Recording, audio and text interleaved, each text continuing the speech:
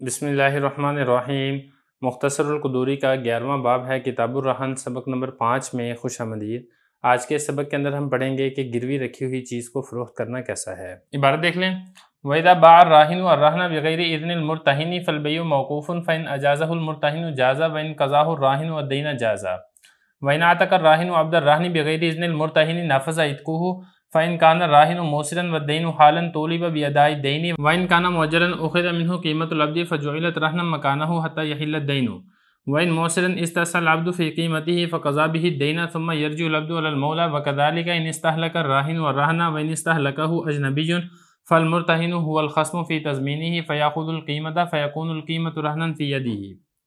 ترجمہ دیکھ لیں،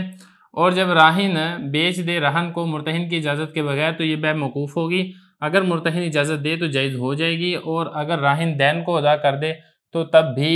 یہ بیع جائز ہو جائے گی۔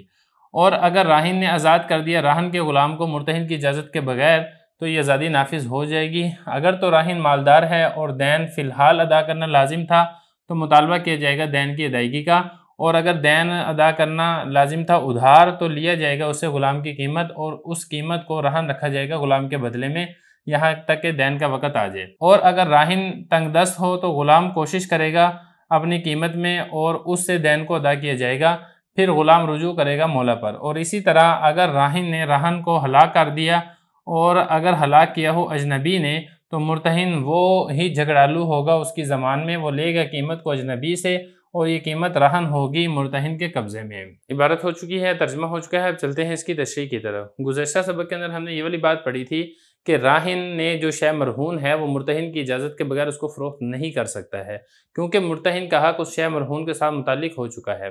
پہلا مسئلہ یہاں پر آج کے سبق میں یہ بیان فرما رہے ہیں کہ اگر راہن نے مرتہن کی اجازت کے بغیر شے مرہون کو فروخت کر دیا تو کیا آیا وہ شے مرہون فروخت ہو جائے گی؟ یہ جو عقد بیع ہے یہ نافذ ہوگا یا یہ عقد بیع نافذ نہیں ہوگا؟ اس کے بارے میں حضرت فرما رہے ہیں کہ یہ جو عقد بیع ہے یہ موقوف ہوگا مرتہن کی اجازت پر۔ اگر تو مرتہن اجازت دے دیتا ہے تو پھر یہ بیع نافذ ہو جائے گی، اگر مرتہن اجازت نہیں دیتا ہے تو بیع نافذ نہیں ہوگی۔ بیع کے نفوذ کا ایک طریقہ اور ہے، وہ یہ ہے کہ جو راہن ہے یعنی جس نے اس شے مرہون کو فروخت کیا ہے وہ دین کی ہی ادائیگی کر دے۔ تو جب اس نے مرتہن کا دین ادا کر دیا تو جو مرتہن کا حق تھا شے مرہون کے ساتھ وہ حق ختم ہو چکا ہے، لہذا اب جو راہن ہے یہ اس کی ملکیت میں دوبارہ شے مرہون واپس لوٹ چکی ہے، لہذا اگر راہن اس کو فروخت کرتا ہے یا اس کے بارے میں کسی قسم کا بھی تصرف کرتا ہے تو یہ تصرف نافذ ہو جائے گا۔ تو یہ فرما رہے ہیں کہ جب راہن نے رہن کو فروخت کر دیا مرتہن کی اجازت کے بغیر تو یہ والی بیع موقوف ہوگی مرتہن کی اجازت پر۔ اگر تو مرتہن اجازت دے دیتا ہے تو بیع جائز ہو جائے گی۔ اسی طریقے سے اگر راہن دین کو ادا کر دیتا ہے، جو اس نے قرضہ دینا تھا یا جو اس نے پیسے دینے تھے مرتہن کے، اگر وہ اس کی ادائیگی کر دیتا ہے تو تب بھی یہ والی جو بیع موقوف تھی یہ والی بیع جائز ہو جائے گی، کیونکہ اس وقت مرتہن کا جو حق ہے وہ شے مرہون سے ختم ہو چکا ہے۔ آگے دیکھیں، وَإِنْ أَعْتَقَ الرَّاهِنُ عَبْدَ الرَّهْنِ بِغَيْرِ إِذْنِ الْمُرْتَهِنِ۔ مسئلہ یہاں پر یہ تھا کہ راہن نے مرتہن کے پاس رہن کے طور پہ شے مرہون کے طور پہ غلام کو رکھوایا تھا۔ اب راہن نے مرتہن کے پیسے ادا نہیں کیے ہیں، پیسے ادا کرنے سے پہلے ہی اس نے اس شے مرہون جو کہ غلام تھا اس کو آزاد کر دیا، تو کیا یہاں پر آزادی نافذ ہو جائے گی یا پھر مرتہن کی اجازت کے اوپر موقوف ہوگی؟ حضرت فرما رہے ہیں کہ یہاں پر آزادی نافذ ہو جائے گی، مرتہن کی اجازت پر موقوف نہیں ہوگی۔ وجہ یہ ہے کہ جو آزادی ہے یہ انسان کا فطری حق ہے، لہذا یہ مرتہن کی اجازت پر موقوف نہیں ہوگا۔ دیکھیں ذرا، یہ فرما رہے ہیں اگر راہن نے رہن والے غلام کو آزاد کر دیا مرتہن کی اجازت کے بغیر، نافذ عتقہ، تو یہ جو آزادی ہے یہ نافذ ہو جائے گی۔ اچھا، اب آزادی تو نافذ ہو گئی لیکن اس میں مرتہن کا تو نقصان ہے۔ مرتہن نے تو رہن رکھا تھا اپنے پاس غلام تاکہ جو اس نے قرضہ لینا ہے راہن سے اس کو وصول کرے گا۔ اب مرتہن کے نقصان کی تلافی کیسے کی جائے گی؟ تو اس کے بارے میں حضرت تفصیل فرما رہے ہیں۔ تفصیل یہ ہے کہ جب غلام کی تو آزادی نافذ ہوگی، اب دیکھا یہ جائے گا کہ راہن مالدار ہے یا پھر تنگ دست ہے، ایک یہ چیز دیکھی جائے گی۔ دوسری یہ والی چیز دیکھی جائے گی کہ جو راہن نے مرتہن کے پیسے دینے ہیں آیا وہ فی الفور دینے تھے یا پھر اس کے لیے کوئی ٹائم مقرر تھا، 1 مہینے بعد، 2 مہینے بعد، 1 سال بعد، 3 سال بعد، تو دیکھا یہ جائے گا۔ دونوں چیزیں دیکھی جائیں گی۔ اگر تو جو راہن ہے وہ مالدار تھا اور جو پیسوں کی ادائیگی تھی وہ بھی فی الفور لازم تھی، مطلب اس کے لیے کوئی ڈیٹ اور کوئی تاریخ مقرر نہیں تھی، تو پھر راہن سے مطالبہ کیا جائے گا کہ تم فی الفور اس کا دین ادا کرو۔ یہ فرما رہے فَإِنْ كَانَ الرَّاهِنُ مُوسِرًا، اگر راہن مالدار تھا، وَالدَّيْنُ حَالًا، اور جو دین اس نے دینا تھا وہ فی الحال واجب تھا، مطلب وہ ادھار نہیں تھا، طُولِبَ بِأَدَاءِ الدَّيْنِ، تو پھر راہن سے مطالبہ کیا جائے گا کہ بھی تم دین کی ادائیگی کرو۔ اچھا، اب اگلا مسئلہ، راہن تو مالدار تھا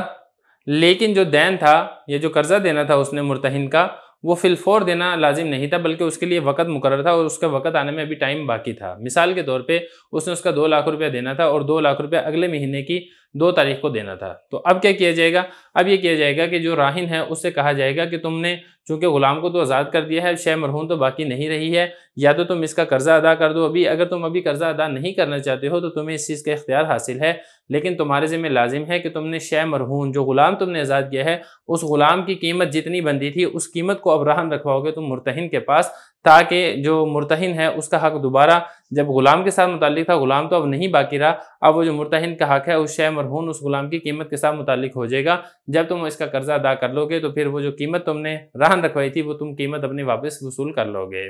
یہ فرما رہے وَإِنْ كَانَ مُؤَجَّلًا، یعنی راہن مالدار تھا اور جو قرض تھا وہ موجل یعنی اجل سے، یہ ادھار تھا، یہ فی الفور دینا واجب نہیں تھا۔ اُخِذَ مِنْهُ قیمت العبد، تو پھر کیا کیا جائے گا؟ راہن سے غلام کی قیمت کو لیا جائے گا، فَجُعِلَتْ رَهْنًا مَكَانَهُ، تو پھر وہ جو غلام کی قیمت ہے اس کو غلام کے بدلے میں رہن رکھوایا جائے گا، حتی یحل الدین، یہاں تک کہ جو دین کی مدت ہے وہ تاریخ آ جائے۔ تو جب وہ تاریخ آ جائے گی تو پھر جو راہن ہے وہ قرضہ دے دے گا اس کو، مرتہن کو، جو پیسے اس نے دینے ہیں اس کے، اور جو اس نے غلام کی قیمت رہن رکھوائی تھی وہ قیمت دوبارہ واپس وصول کر لے گا۔ آگے دیکھیں وَإِنْ مُعْسِرًا، پہلا تو مسئلہ ہم نے یہ پڑھ لیا تھا کہ راہن مالدار تھا، اب آگے مسئلہ یہ بتا دیں کہ راہن مالدار نہیں ہے بلکہ راہن تنگ دست ہے، اور اس نے جو شے مرہون غلام رکھوایا تھا مرتہن کے پاس اس کو وہ آزاد کر چکا ہے۔ اب کیا کیا جائے گا؟ اب یہ کیا جائے گا کہ جو غلام ہے جو اب آزاد ہو چکا ہے وہ خود کمائی کرے گا، اور اس میں دیکھا یہ جائے گا کہ غلام کی قیمت کم ہے یا پھر جو دین اس نے ادا کرنا تھا راہن نے مرتہن کو اس کی قیمت کم ہے، تو جو ان دونوں میں سے قیمت کم ہوگی وہ قیمت غلام دے گا کس کو؟ مرتہن کو، کیونکہ آپ یہ پڑھ چکے ہیں کہ جو شے مرہون اور اسی طریقے سے دین مضمون ان میں سے جو اقل ہے اس کا ضمان آتا ہے، تو یہ جو قیمت ہے اب یہ جو قیمت یہ دے دے گا مرتہن کو، اور اس قیمت کا رجوع کرے گا غلام کس سے؟ راہن سے، جس وقت راہن کے پاس گنجائش ہوگی غلام وہ قیمت راہن سے وصول کر لے گا۔ اب یہاں پہ سوال یہ پیدا ہوتا ہے کہ اس میں غلام کا کیا قصور ہے؟ غلام سے کمائی کیوں کروائی جا رہی ہے؟ دیکھیں اس کی وجہ یہ ہے کہ جب غلام کو رہن رکھوایا گیا تھا مرتہن کے پاس تو مرتہن کا حق اس غلام کے ساتھ متعلق ہو چکا تھا، پھر جب غلام آزاد ہو چکا ہے اب جو راہن ہے راہن بھی تنگ دست ہے، اب یہ آزاد ہو چکا ہے تو لہذا اس کے پیسے کسی نہ کسی طریقے سے وصول کروانے ہیں، لہذا غلام سے ہی محنت کروائی جائے گی کہ تم محنت کر کے کما کے وہ رقم تم مرتہن کو ادا کرو، کیونکہ مرتہن کا حق تمہاری گردن کے ساتھ متعلق تھا، اب تم تو آزاد ہو چکے ہو لہذا تم ہی اس رقم کو مرتہن کے حوالے کرو، پھر اس رقم کا رجوع تم راہن سے کر لو۔ یہ فرما رہے ہیں کہ اگر راہن تنگ دست تھا تو غلام کوشش کرے گا، مطلب غلام محنت کرے گا اپنی قیمت میں، وہ میں آپ کو بتا چکا ہوں غلام کی قیمت اور اسی طریقے سے دین مضمون ان میں سے جو کم ہوگا اس کے بارے میں غلام وہ کما کے پھر وہ مرتہن کے پاس رکھوائے گا، فقضا بہ الدین، پھر اس رقم کے ذریعے سے وہ کیا کرے گا؟ دین کو ادا کرے گا، ثم یرجع العبد الی المولا، پھر جو غلام ہے وہ مولا سے رجوع کرے گا، کیونکہ اصل جو قرضہ تھا وہ تو مولا یعنی راہن کا تھا، غلام نے اپنی طرف سے ایک ادا کیا ہے، لہذا وہ اس رقم کا پھر آقا یعنی راہن سے رجوع کرے گا اور اس سے وصول کرے گا جس وقت اس کے پاس گنجائش ہوگی۔ اسی طرح اگر راہن کو ہلاک کر دے تب بھی یہی مسئلہ ہے۔ مسئلہ یہاں پر یہ تھا کہ راہن نے قرضہ دینا تھا مرتہن کا، تو راہن نے گھوڑا رکھوا دیا رہن کے طور پہ مرتہن کے پاس، پھر یہ راہن نے خود ہی اس گھوڑے کو ہلاک کر دیا، یا کوئی اور چیز رہن رکھوائی تھی، موٹر سائیکل رہن رکھوائی تھی اور اس موٹر سائیکل کو جا کے جلا دیا، یا کوئی بھی چیز تھی جس کو مرتہن نہیں بلکہ راہن نے ہلاک کر دیا، تو اب دیکھیں یہاں پہ جب راہن ہلاک کر دیا تو پھر راہن سے کہا جائے گا کہ شے مرہون جس کو تم نے ہلاک کر دیا ہے، ضائع کر دیا ہے، اب تم اس کی قیمت رہن رکھواؤ گے کس کے پاس؟ مرتہن کے پاس، اب وہ قیمت رہن رکھوائی جائے گی مرتہن کے پاس، اور جب راہن اس کا قرضہ ادا کر دے گا مرتہن کا تو پھر وہ جو قیمت اس نے رہن رکھوائی تھی اس قیمت کو واپس وصول کر لے گا۔ یہ فرما رہے اسی طرح اگر راہن کو ہلاک کر دے تو تب بھی اس راہن سے اس کی قیمت وصول کر کے پھر وہ مرتہن کے پاس رکھوائی جائے گی، بالکل ایسے ہی جیسے غلام سے اس کی قیمت وصول کر کے مرتہن کے پاس رکھوائی جائے گی۔ وَإِنِ اسْتَهْلَكَهُ أَجْنَبِيٌّ، اگلا